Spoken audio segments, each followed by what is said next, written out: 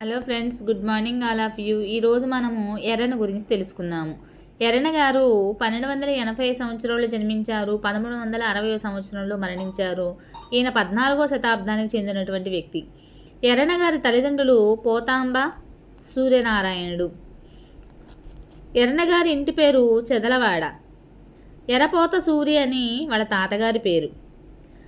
ఎర్రన గారి గురువు శంకరస్వామి. ఎర్రన గారి జన్మస్థలం నెల్లూరు జిల్లా గూడూరు గ్రామం. ఎర్రన గారు ప్రోలయ వేమారెడ్డి ఆస్థానంలో ఆస్థాన కవిగా పనిచేశారు. ఈ బిట్టు జూనియర్ లెక్చరర్స్లో వచ్చిందండి. ఈ బిట్టు చాలా ఇంపార్టెంట్ అనమాట. ఎర్రన గారి కవితా విశేషము సూక్తి వైచిత్ర. ఈయన యొక్క శైలి వర్ణనాత్మక శైలి. బిరుదులు ప్రబంధ పరమేశ్వరుడు, శంభుదాసుడు.